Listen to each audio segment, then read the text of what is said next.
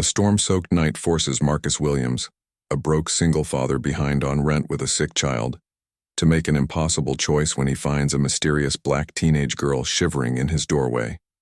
She claims to be homeless, but her expensive clothes and perfect teeth suggest otherwise. While his 8-year-old son Danny burns with fever and needs medicine Marcus cannot afford. Letting her stay risks everything he has left, but turning away a terrified child reminds him too much of his late wife's stories about sleeping on the streets. Marcus opens his door to a stranger, unaware that this one act of kindness will unravel secrets that connect their families in ways he never imagined. The glass doors of Sterling Industries reflected Marcus Williams like a broken mirror at dawn. Rain hammered the pavement. His fists hammered harder. "I know she's in there." His voice cracked against the corporate silence. "She's just a kid." Security guards moved closer. Danny clung to his father's soaked jeans, small fingers digging deep. Behind the glass, a woman's shadow waited. The guards reached for their radios. Marcus pressed his palm against the cold surface. His breath fogged the glass between him and answers. 12 hours earlier, the storm had been just beginning.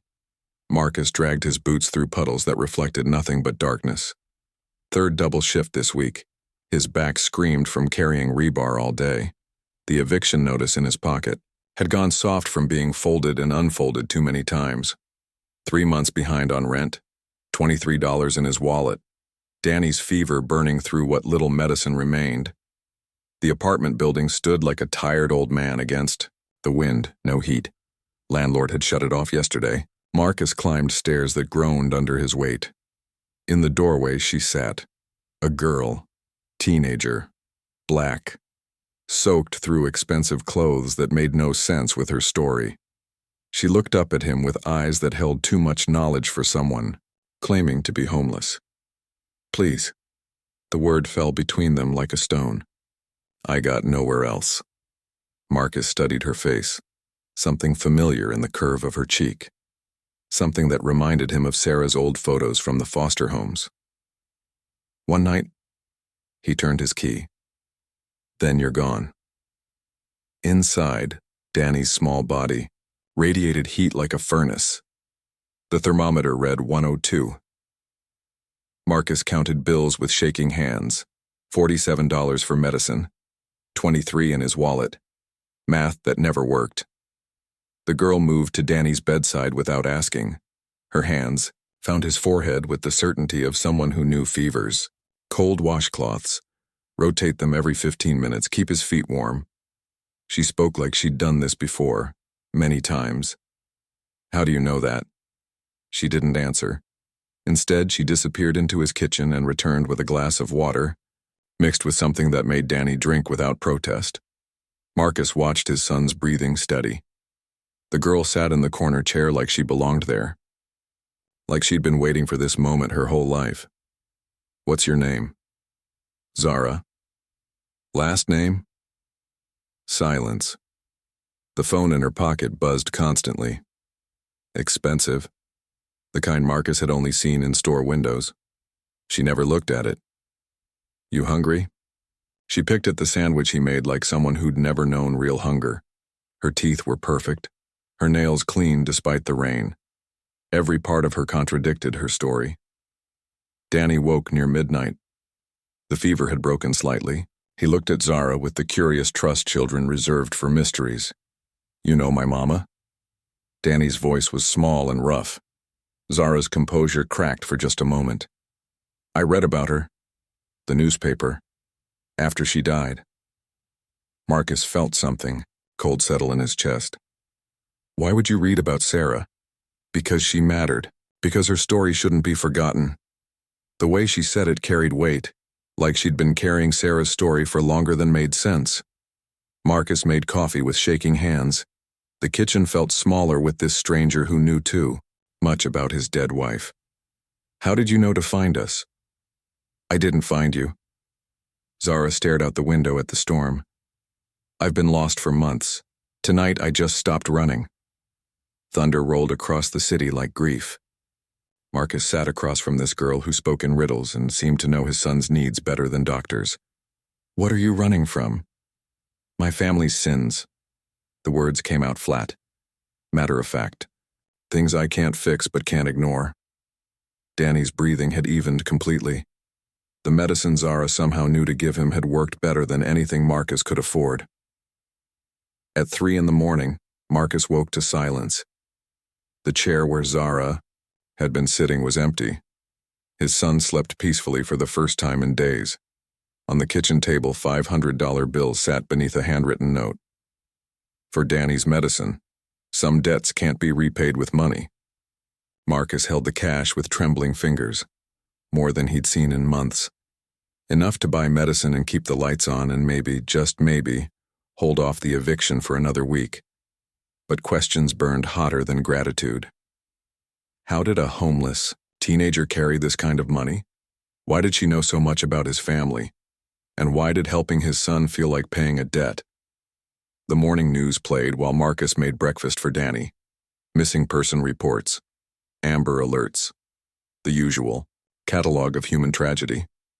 Then her face filled the screen. Same dark eyes. Same knowing expression. Same girl who'd sat in his kitchen 12 hours ago. Zara Sterling, daughter of Victoria Sterling, CEO of Sterling Industries, has been missing for 3 days. A $100,000 reward is being offered for information leading to her safe return. The coffee mug slipped from Marcus's hands. It shattered against the floor like his understanding of the night before. Sterling Industries. The name that appeared on every eviction notice in the neighborhood. The company that had bought his wife's apartment building and forced her to move 3 times in her final year. The stress that had weakened her immune system until cancer found easy purchase in her exhausted body. The girl he'd sheltered. The girl who'd saved his son. The girl who'd left $500 like pocket change. She was the daughter of the woman who'd killed his wife. Marcus looked at Danny, still sleeping peacefully in a fever-free rest he hadn't known in days. Then he looked at the money that could save them both.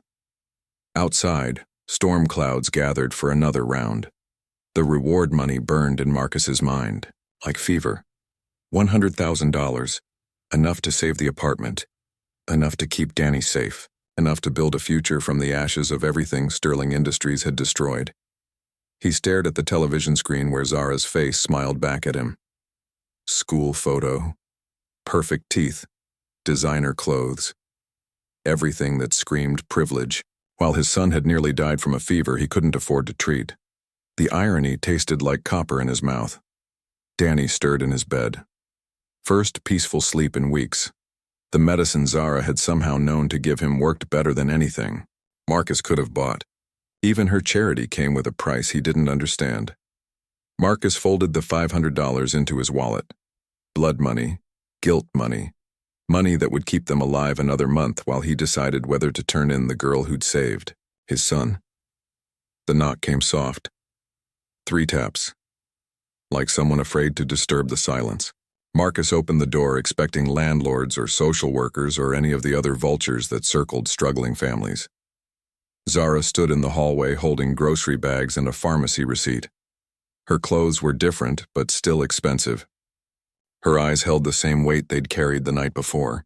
You came back. I said some debts can't be repaid with money. She stepped past him into the apartment.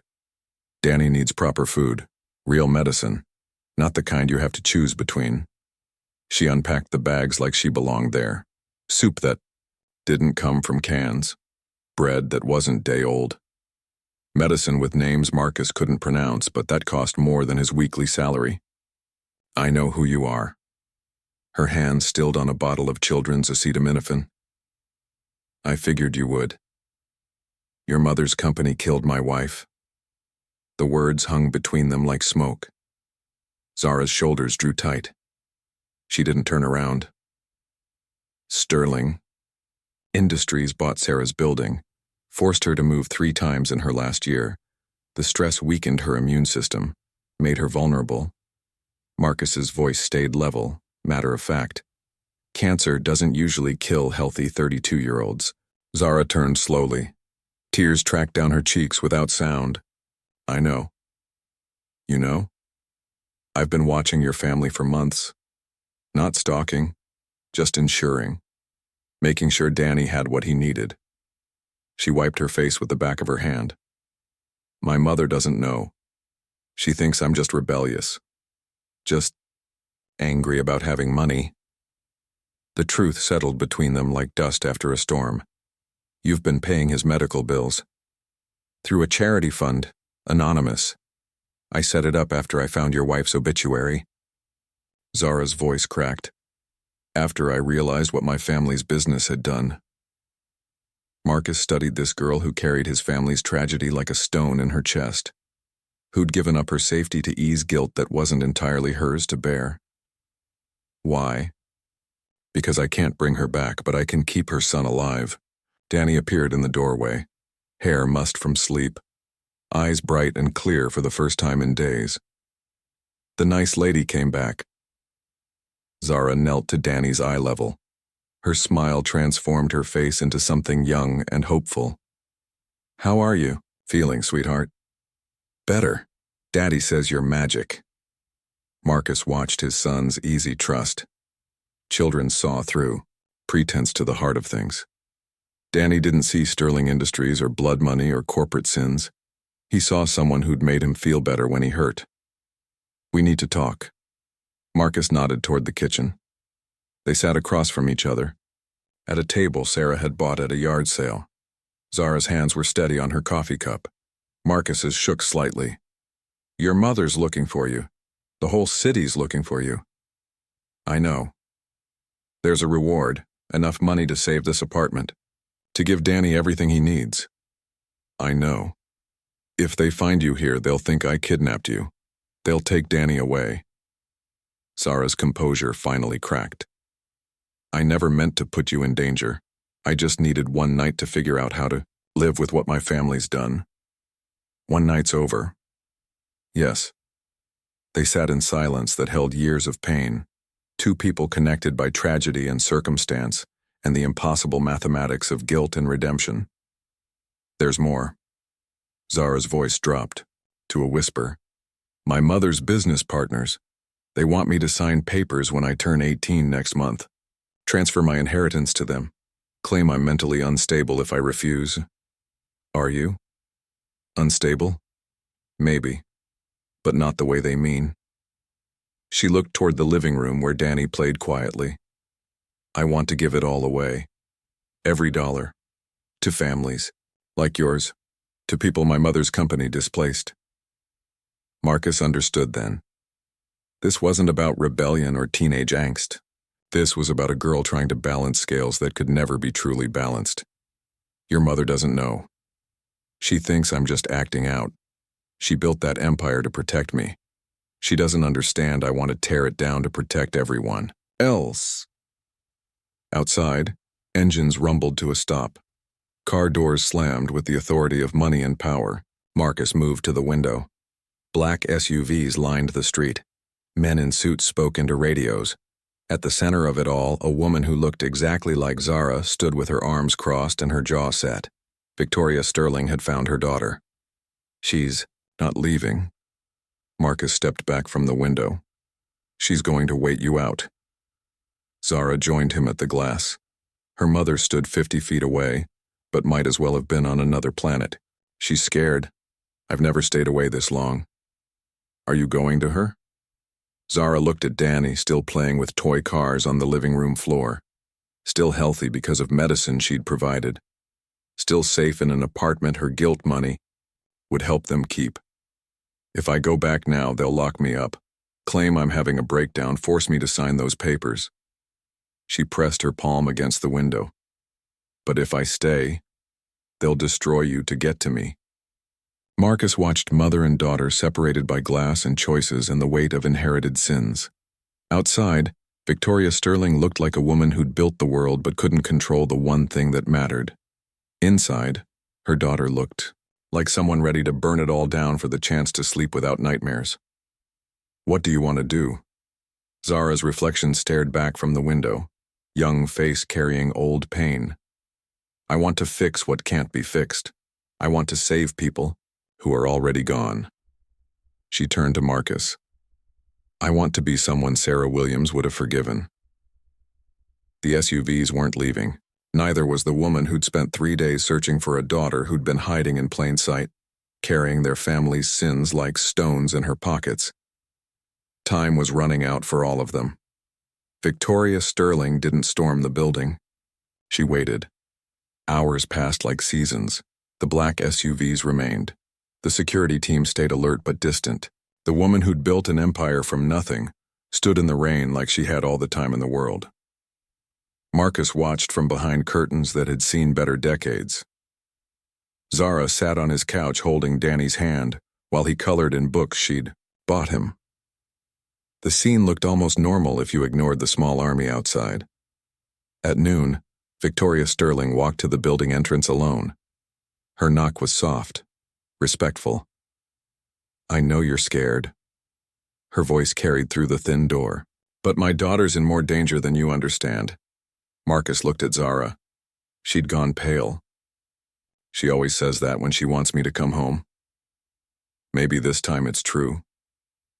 Victoria's voice came again, patient, worn down by 3 days of searching. "Mr. Williams, I'm not here to hurt anyone. I just want to talk." Marcus opened the door but kept the chain latched. Victoria Sterling looked like her daughter would in 20 years. Same intelligent eyes, same weight in her shoulders from carrying too much responsibility. "You can't have her back." "I'm not here to take her." Victoria's hands were empty. No phone, no lawyers. Just a mother who looked like she hadn't slept since her daughter disappeared.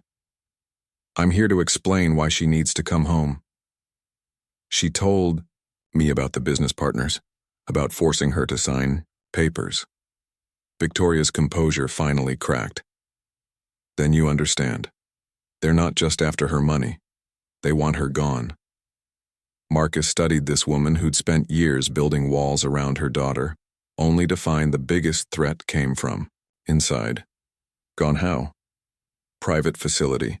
Declared mentally incompetent. They have doctors ready to sign papers. Victoria's voice stayed steady, but her hands shook. "I've been fighting them for months, since Zara started giving away her inheritance." The chain felt heavy in Marcus's hands. Everything he'd believed about this family was shifting like sand. "You know about the donations? Every dollar. The charity fund, the medical bills, the families she's been helping." Victoria stepped closer to the door.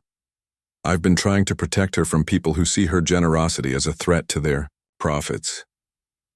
Behind him, Zara had gone silent. Danny kept coloring, but his movements had slowed. Children sensed tension like animals sensed storms. "Let her in, Daddy." Marcus turned. Danny was looking at him with the clear wisdom of childhood. "Ooh." She's scared too, like Zara was last night. Out of the mouths of babes. Marcus unlatched the chain. Victoria Sterling entered his apartment like she was stepping into a church. Her gaze took in the second-hand furniture, the water stains on the ceiling, the medical bills stacked on the counter. When she saw Zara on the couch, her entire body seemed to exhale. "Baby." Zara stood slowly. Mother and daughter faced each other across a living room that had seen too much heartbreak. "I know what the company did to his family." Zara's voice was steady. "I know about Sarah Williams, about all the families we displaced. I know you know." Victoria's eyes never left her daughter's face. "I've known since you started the charity fund, since you began researching every family we affected. And you let me? I helped you." Victoria reached into her purse and pulled out a folder, thick with documents. "Every donation you made, I matched it, anonymously, through different charities." The silence that followed was profound. Marcus watched two women reckoning with shared guilt and hidden kindness. "You've been helping too?" "For 2 years, since you confronted me about the business practices." Victoria's voice was quiet. "I couldn't undo what we'd done, but I could try to make it right." Zara sank back onto the couch. "The business partners don't know. They suspect. That's why they want you declared incompetent. Your inheritance plus mine equals controlling." interest in the company. Victoria sat across from her daughter. They can't make me sign papers, but they can make you disappear. Marcus felt the pieces clicking into place. The real threat wasn't Victoria Sterling, the corporate villain. It was the people who wanted to use a teenager's trust fund to steal her mother's life's work.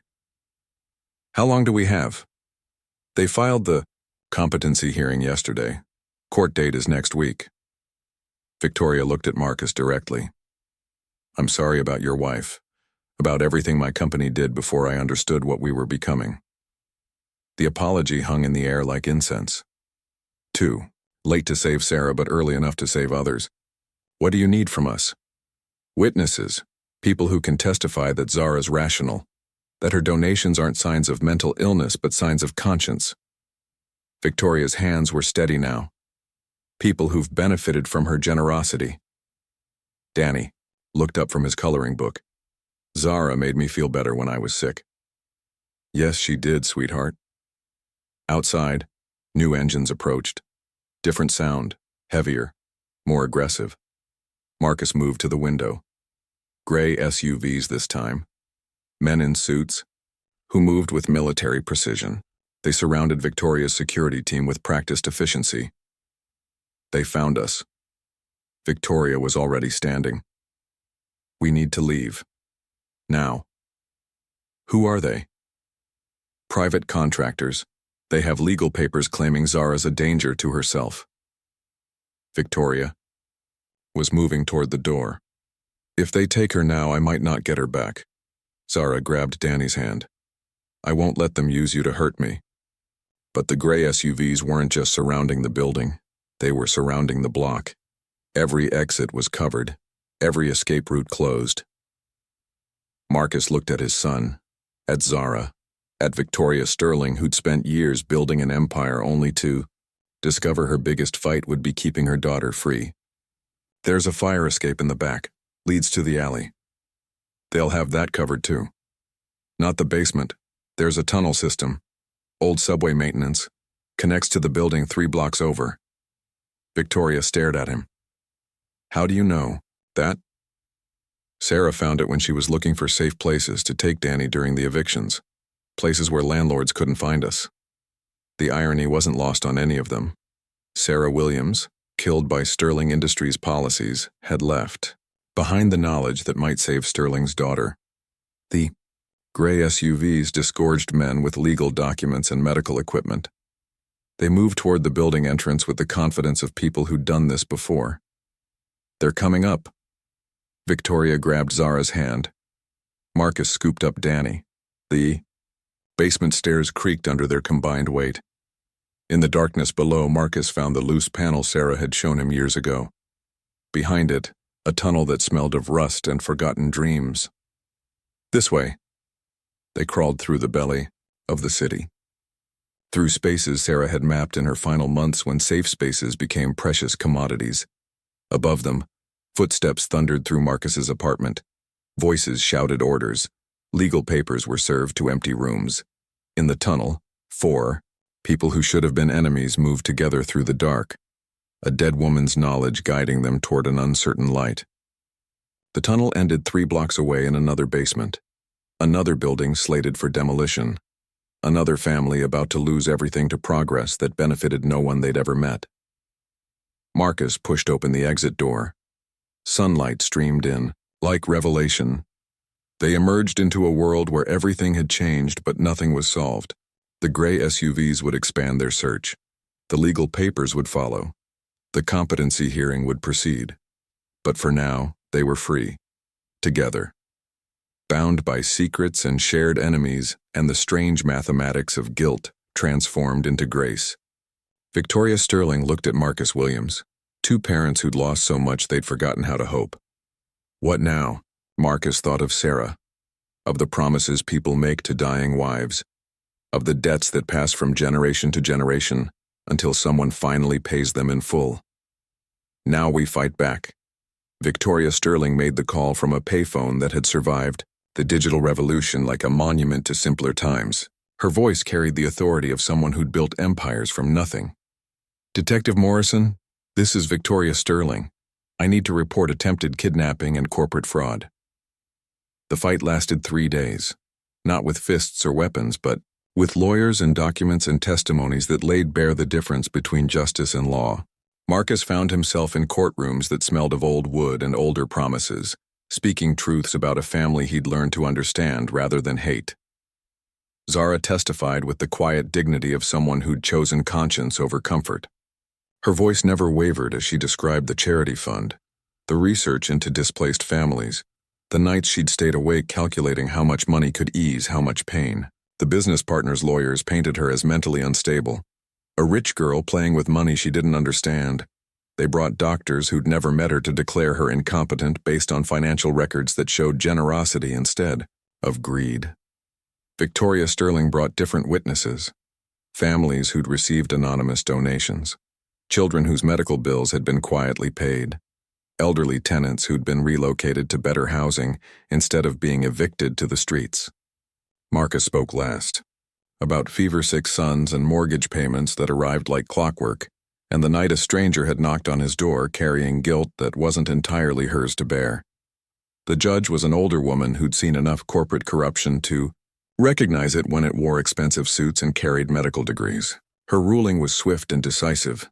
The business partner's petition was denied. Zara Sterling was declared competent to manage her own affairs. The attempted conservatorship was dissolved before it could begin. Victoria Sterling hugged her daughter in a courthouse hallway while reporters shouted questions neither of them answered. 6 months later, Marcus Williams stood in his own office on the 15th floor of Sterling Industries. The title on his door read Community Liaison, but the work felt more like archaeology, digging through years of corporate decisions to find the families buried beneath. Danny attended a school that didn't require choosing between textbooks and medicine. His fever dreams had been replaced by childhood imagination and the kind of sleep that came from knowing tomorrow would be safe. Zara visited twice a week, sometimes to discuss housing projects that treated residents as partners instead of obstacles. Sometimes just to sit in Marcus's living room and watch Danny color in books that would never run out. The apartment was different now, not luxury, but stability. Heat that worked, walls that didn't leak, a refrigerator that stayed full without requiring mathematical miracles. Marcus had earned it all. The job wasn't charity but recognition of knowledge gained through necessity. Understanding neighborhoods came easier when you'd lived in them. Knowing what families needed was simpler when you'd needed it yourself. On a Thursday evening in autumn, Marcus found himself sorting through Sarah's belongings. Boxes he'd been too broken to open when grief was fresh and survival required all his energy. Most of it was expected. Photos and letters and the small treasures people accumulate when building a life with someone they love. But in the bottom of the last box, wrapped in tissue paper that had yellowed with time, he found an envelope he'd never seen. His name was written on the front in Sarah's careful handwriting. The date was 3 days before she died. Marcus sat on their old couch, the one they'd bought at a yard sale when Danny was still learning to walk. His hands shook as he opened the envelope. Sarah's words filled 2 pages. Her handwriting was weak but determined. The medication had made her tired, but her thoughts were clear. She wrote about the hospital, about the long nights when pain made sleep impossible and hope felt like a luxury they couldn't afford, about the young girl who'd started visiting other patients, not family, not staff, just someone who seemed to understand that healing required more than medicine. The girl was black, teenage, well-dressed but carrying herself like someone who'd seen too much sadness. She read to elderly patients who had no visitors. She sat with children whose parents couldn't afford to miss work. She paid for small comforts that insurance companies considered unnecessary luxuries. Sarah had talked to her once. The girl mentioned having guilt about her family's business, about money that felt dirty and choices that felt impossible, about wanting to help, but not knowing how to make amends for sins that weren't entirely her own. Sarah had told her about Marcus, about Danny, about the kind of man who would choose helping a stranger over protecting himself. She'd described their address, their struggles, their fierce love for each other despite everything the world had taken from them. The girl had listened with the intensity of someone memorizing directions to a place she'd been trying to find her whole life. 3 days later, Sarah was gone. The girl never came back to the hospital, but Sarah had written one last request in her letter. If something happens to me and you find yourself lost, look for her. She promised to watch over my boys. I think she needs watching over too. Marcus read the letter 3 times before the words fully settled. Everything he'd believed about coincidence and chance and the night Zara had appeared at his door shifted like tectonic plates finding new arrangement. The front door opened. Danny bounded in with the energy of 8-year-olds who'd spent the day learning about dinosaurs and multiplication tables. Behind him, moving with the quiet grace of someone who belonged in their space, came Zara. She was carrying groceries and homework help, and the easy comfort of family chosen rather than born into. She looked up at Marcus sitting on the couch with Sarah's letter in his hands, and something in her expression changed. Recognition. Not surprise, but acknowledgement of a truth that had been waiting for its moment. You found it. Marcus held up the letter. She wrote about you. About the hospital, about promises made to dying women. Zara reached into her pocket and pulled out something small and silver. Sarah's hospital bracelet, the one she'd worn every day of her final months, the one that had disappeared the day she died. She asked me to give this to you when the time was right, when you'd understand that none of this was accident. Zara's voice was steady, but her eyes held tears that had been waiting months to fall. She made me promise to take care of her boys, and I always keep my promises. Marcus stood, slowly. Danny looked between them with the curiosity of children who sensed important adult mysteries, but didn't need to understand them to feel their weight. The bracelet was warm in Marcus's palm, as if it had been held close to someone's heart instead of hidden in a pocket, as if love could generate heat that survived death and doubt and the long journey from promise to fulfillment. Outside, the city moved with its usual indifference to small miracles and large truths. Inside, 3 people stood in a living room that had become home to impossible mathematics, where guilt plus grace equaled redemption, where loss plus love equaled family.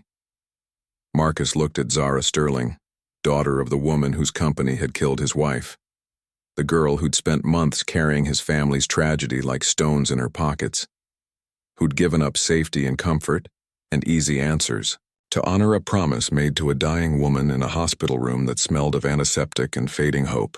She made me promise, Zara whispered, and I always keep my promises. And that is all to the story for now. Please let me know where you are tuning in from. Perhaps we will create a story there. Consider liking this video and subscribing to our channel, and if you enjoy our content, click this video on your screen. I promise you it's worth watching. See you tomorrow.